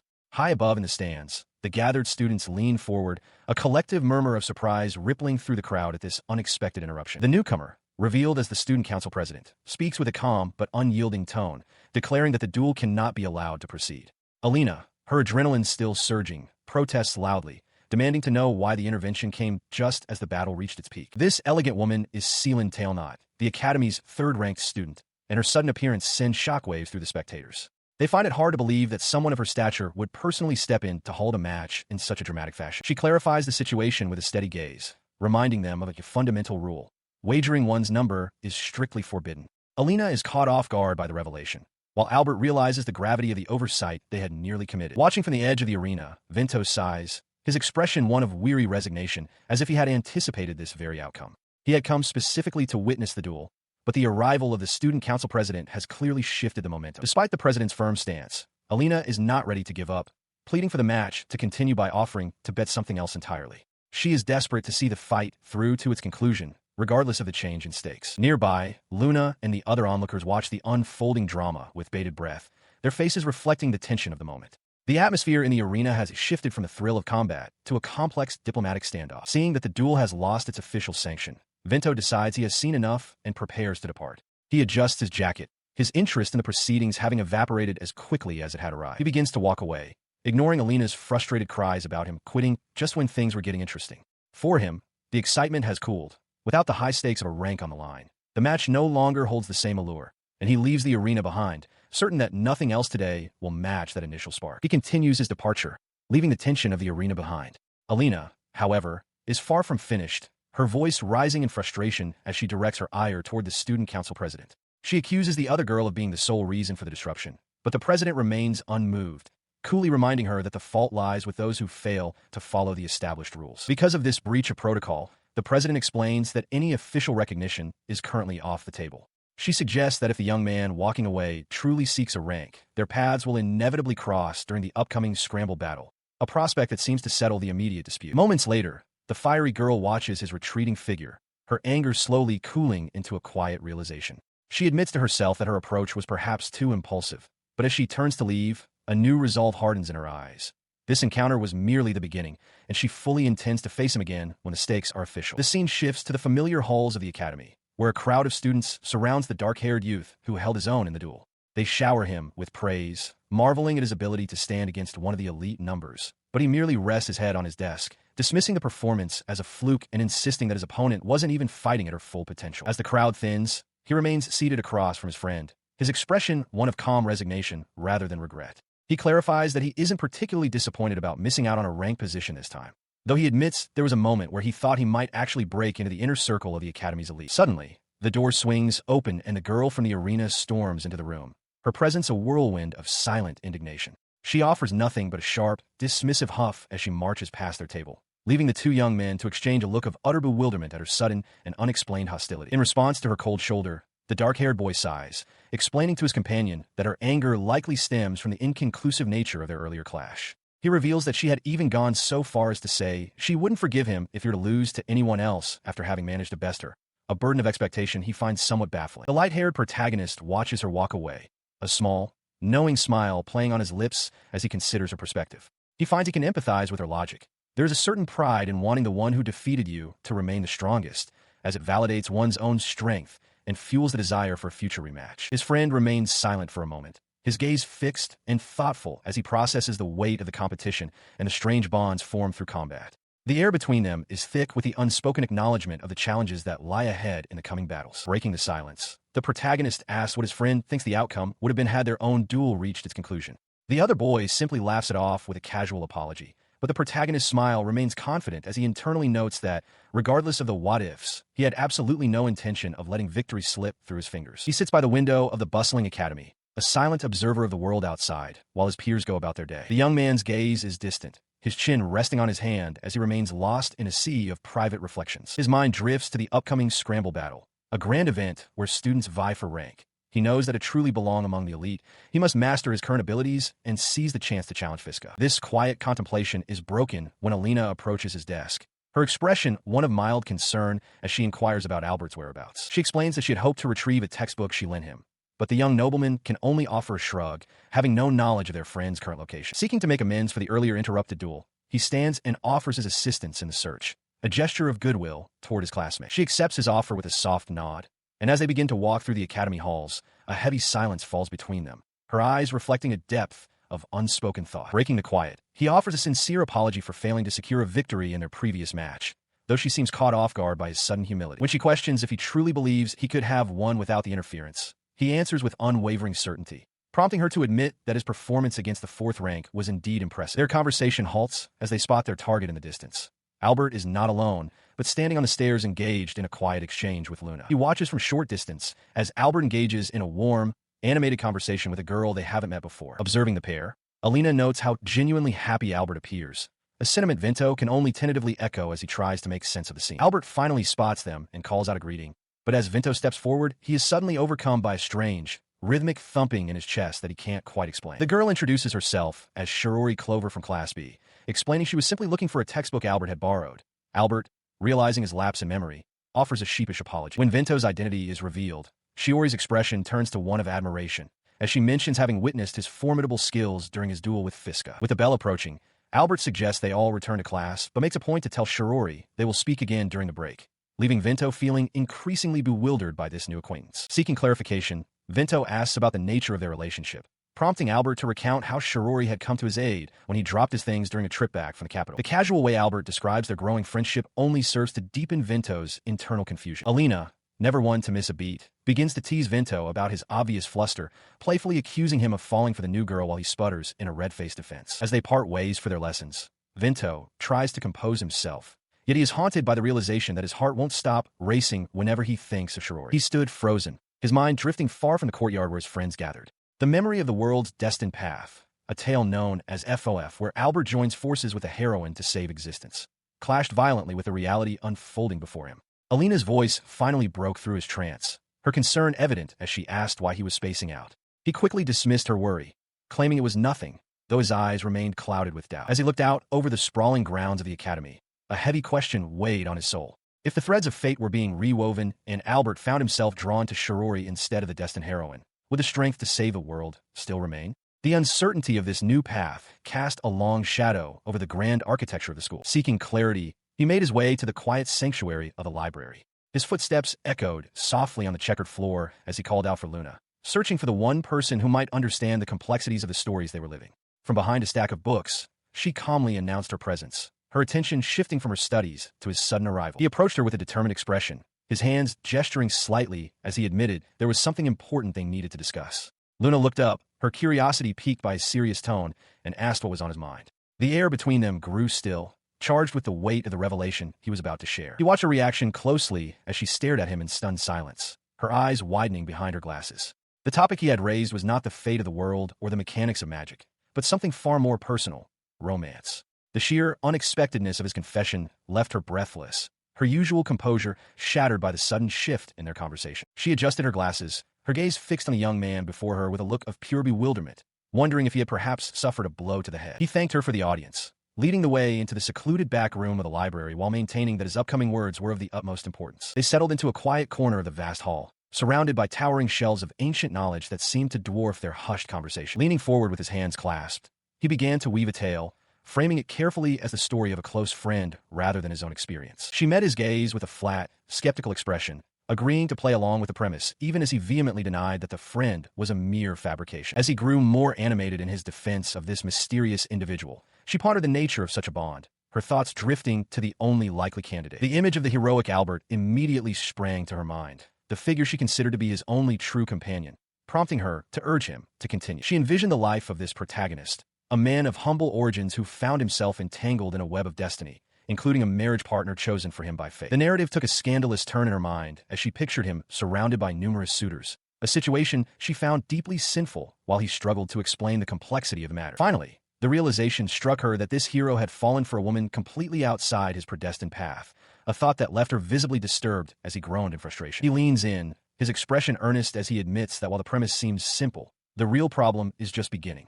Shiori listens intently, her gaze fixed on him as he tries to navigate the complexities of his friend's situation. As he speaks, a dark premonition flashes through her mind, a world consumed by shadows and fire, all because of a single, ill-fated union. She stares at him with an intensity that borders on a glare, her silence speaking volumes about the gravity she perceives in his tale. Sensing her skepticism, he becomes more animated, waving his hands as he insists that his story is grounded in truth, even if it sounds like a fabrication. She remains unmoved, questioning if he is merely playing a prank on her with such a convoluted narrative. Her suspicion takes a new form as she adjusts her glasses, asking point-blank if he is actually attempting to write a novel. The suggestion catches him completely off guard, leaving him momentarily speechless as he tries to process her unexpected theory. The quiet of the library surrounds them as they sit among the towering bookshelves, the weight of the conversation settling between them. She eventually concedes that if he is serious, they must decide on a course of action regarding this troubled friend of his. He begins to envision the friend trapped in a web of romantic obligations, surrounded by a bevy of rightful fiancés, while a cruel fate looms overhead. Shiori watches him, her expression darkening as she considers the heartless nature of an author who would put a character through such turmoil. Despite the apparent cruelty of breaking a heart, he argues that a happy ending with the intended partners is the only way to prevent the total destruction of their world. He sighs, acknowledging the harshness of the path but seeing no other alternative to ensure the safety of everyone. She cuts through his dramatic theorizing with a sharp, practical question. Does the woman in question even harbor feelings for his friend? The simple inquiry strikes him like a physical blow, exposing a massive oversight in his elaborate planning. He realizes with a start that he has been so focused on the destiny of the situation that he never actually confirmed if the two were even a couple. Recalling their recent interactions, he admits that while they seemed close, there was no definitive proof of a romantic bond, making his entire premise potentially flawed. With a newfound sense of direction, he gathers his things and prepares to leave, promising her that she will be the first to read his work once it is complete. He walks out into the bright afternoon, his mind racing with new possibilities as he navigates the bustling school grounds. He finds himself in a peculiar situation, crouched behind a stone wall in the middle of a bustling town square. Beside him, a girl with her hair in pigtails looks on with a mix of confusion and skepticism as they observe the crowd from their hiding spot. Peering through a pair of binoculars, he hushes his companion, warning her that they might be spotted if she continues to speak so loudly. She, however, remains unconvinced of the need for such secrecy, peering over the wall with a flat expression. The girl questions the morality of their actions, wondering aloud if spying on the romantic lives of others isn't a bit distasteful.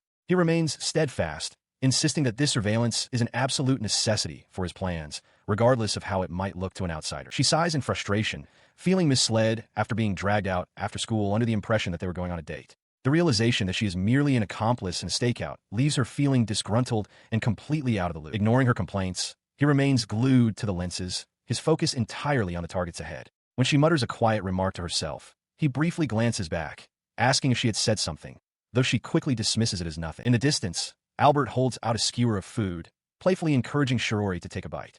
Watching the intimate exchange, he ponders the true nature of Shiori's feelings, trying to discern if her smile indicates genuine affection or something else entirely. His intense scrutiny causes his companion to recoil in disbelief, accusing him of overthinking the situation.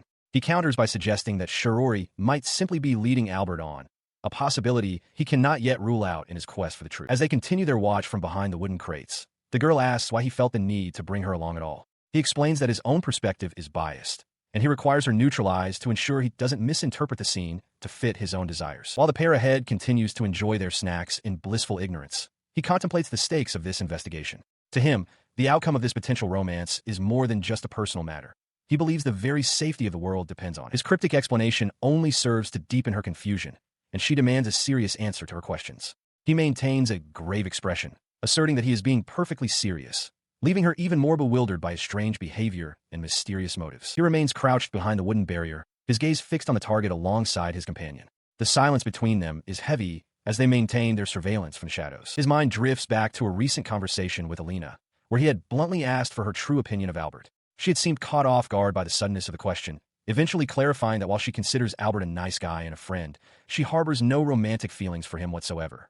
The revelation had left him visibly stunned, processing the weight of her words. Returning to the present, he sinks onto the ground, a quiet sense of understanding washing over him as he murmurs his acknowledgement. His companion stands over him, her brow furrowed in confusion at his sudden change in demeanor and the strange calm that has taken hold of him. She leans in, her face flushing with a mix of surprise and suspicion as she demands to know why he looks so visibly relieved by Alina's lack of interest in Albert. The intensity of her gaze suggests she is searching for a deeper meaning behind his reaction. Turning away with a sharp huff, she makes it clear that her observation shouldn't be misconstrued.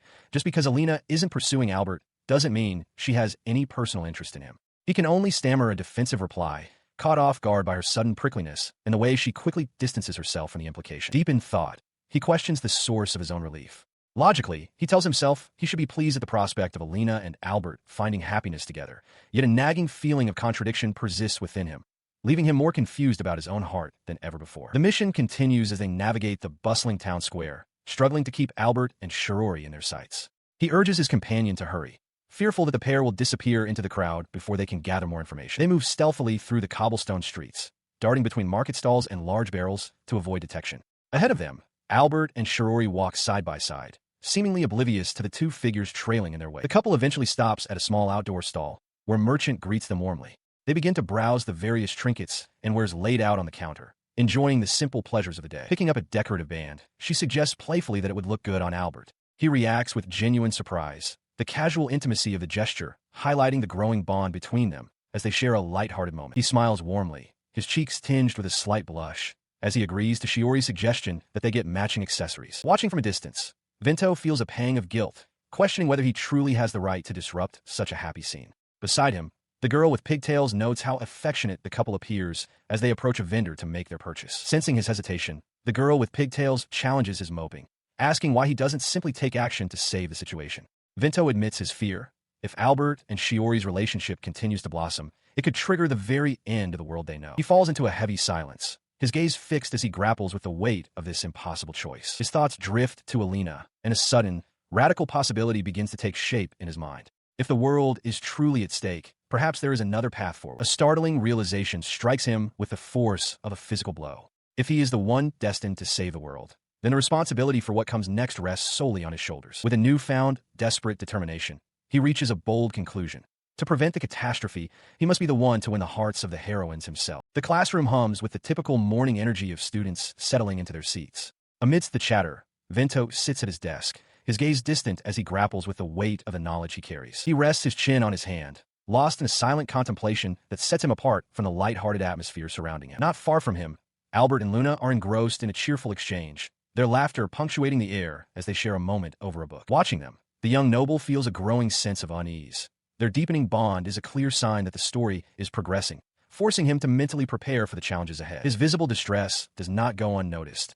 As Alina approaches his desk, her brow furrowed with concern at his unusually gloomy demeanor. She questions if he is feeling unwell, perhaps from something he ate, but he can only offer a weary sigh, his mind occupied by the looming threat of a world-ending catastrophe that no one else seems to perceive. Exhausted by the mental strain, he collapses onto his arms, seeking a brief moment of respite from the burden of his foresight. He reflects on the intricate web of problems facing each of the heroines, knowing that resolving these personal crises is the only way to prevent the ultimate destruction of their world, a task that should have belonged to Albert. Seeking to take the initiative, he straightens up and asks Alina directly if there is anything weighing on her mind or causing her worry. In response to his inquiry, she pauses, her expression thoughtful as she considers his question, before simply replying that nothing is wrong, leaving him momentarily stunned by her unexpected lack of concern. Alina explains that the threat to her family has vanished.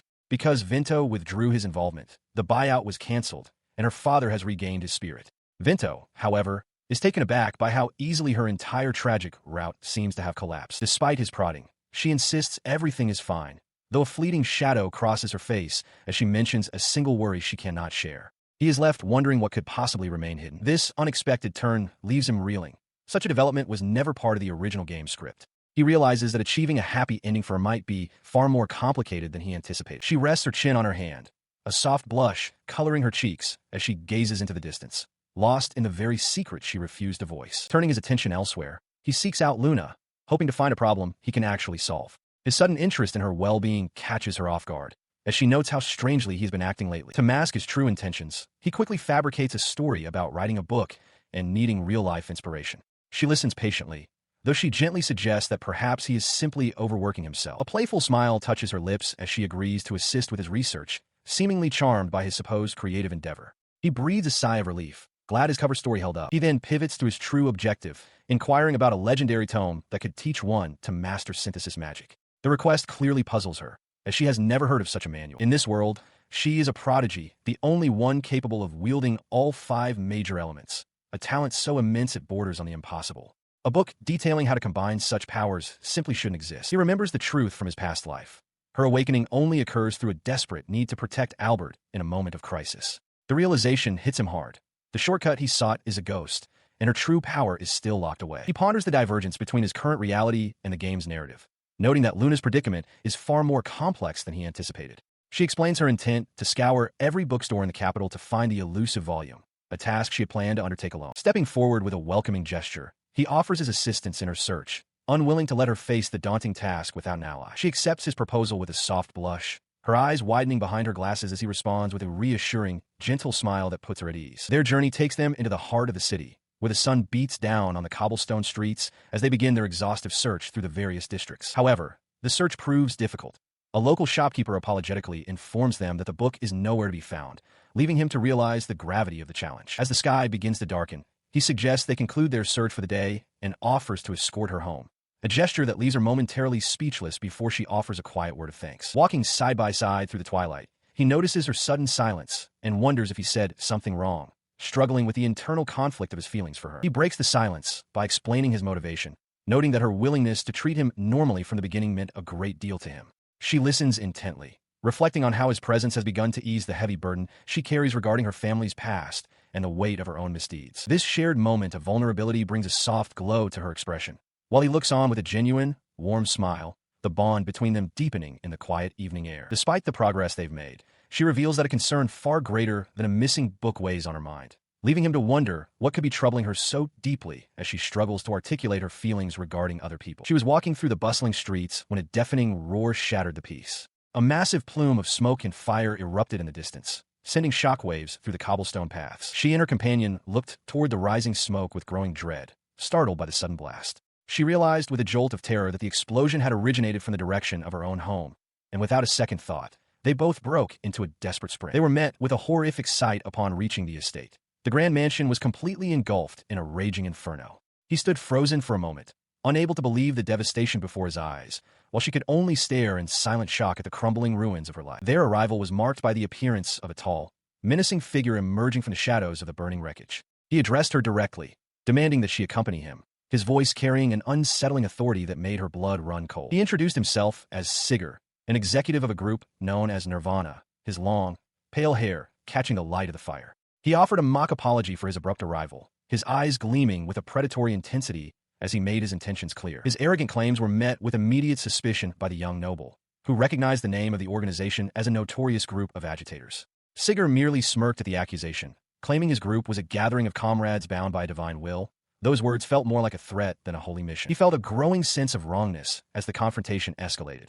In the stories he knew, a different hero was supposed to be the one to save her from this very abduction. He realized that the threads of fate had shifted, and if he didn't act now, she would be lost to these fanatics forever. The boy's internal conflict was interrupted as the villain continued his demands, claiming they needed her rare talents, and even suggesting that her parents had already perished in the blaze.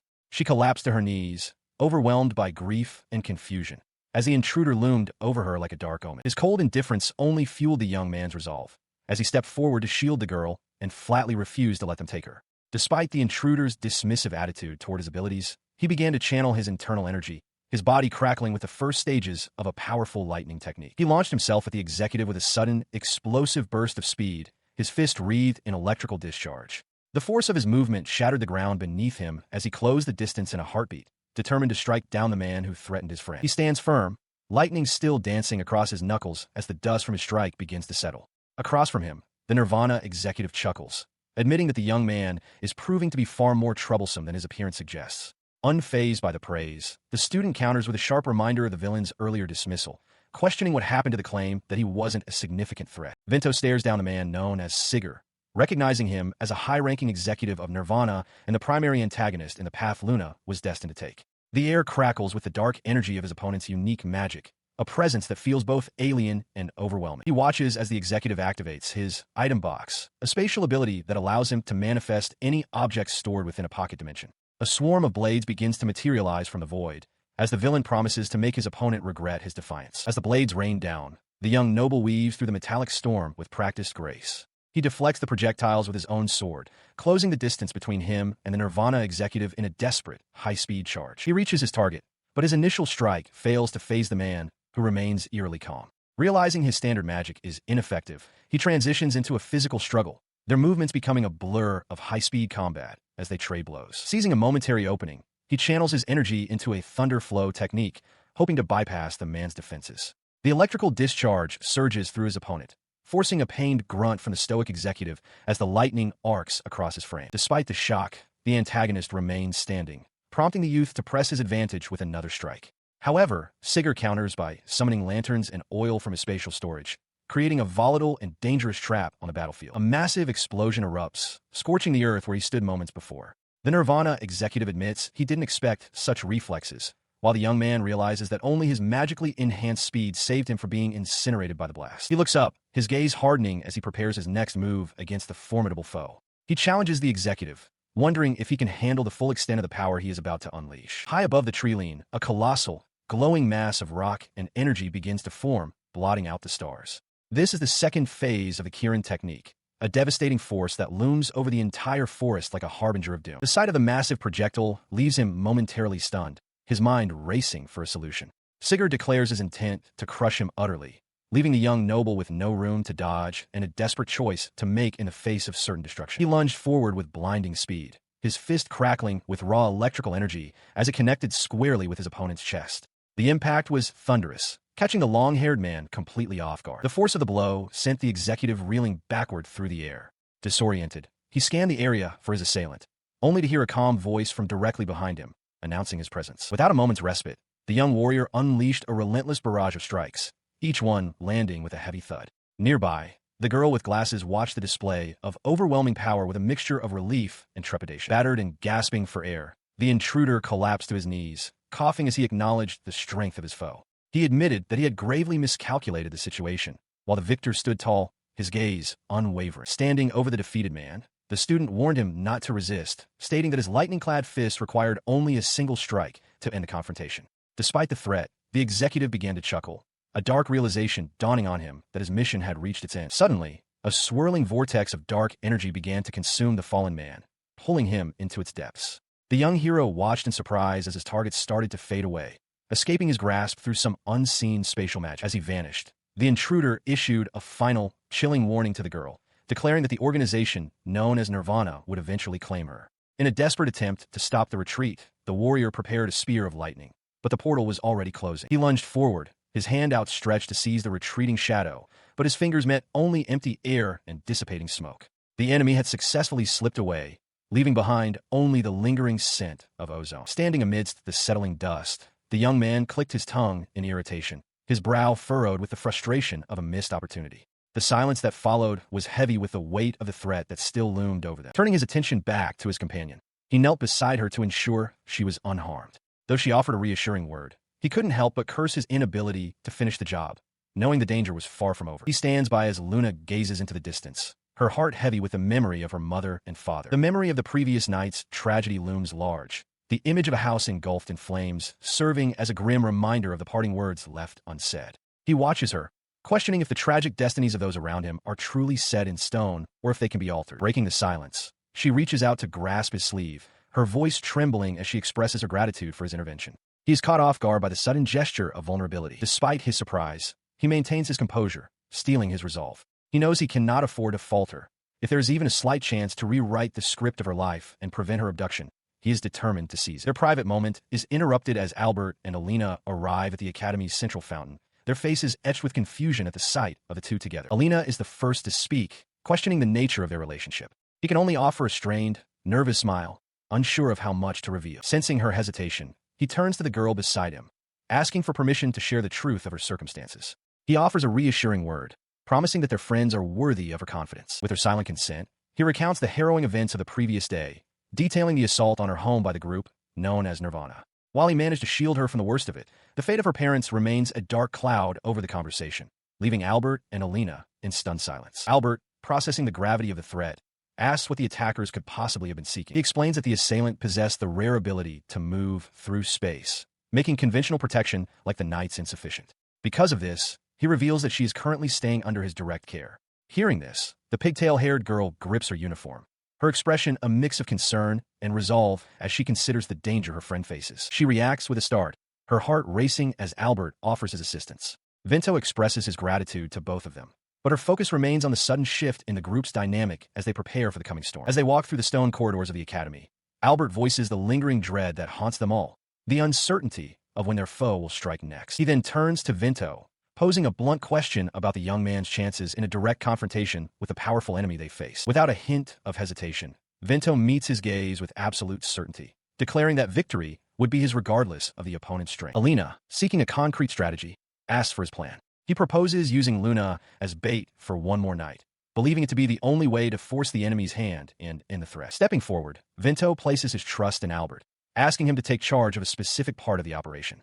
Albert accepts the responsibility with a firm grip on Vento's shoulder, their bond strengthening in the face of danger. Far from the Academy, within the cold, towering arches of a grand cathedral, Sigurd stumbles through the shadows, his body battered and his pride wounded from his recent failure. He is met by Hakuna, who mocks his inability to capture the Witch of Colors. She stands tall in her flamboyant fur coat, her smile sharp and unforgiving as she surveys the defeated executive. She explains the stakes, noting that the girl they seek is a rare prodigy of the 5 elements, a sacrifice essential for the revival of Lord Avon. To them, Luna is nothing more than a tool for their Dark Master's return. The wounded man demands healing for his broken body.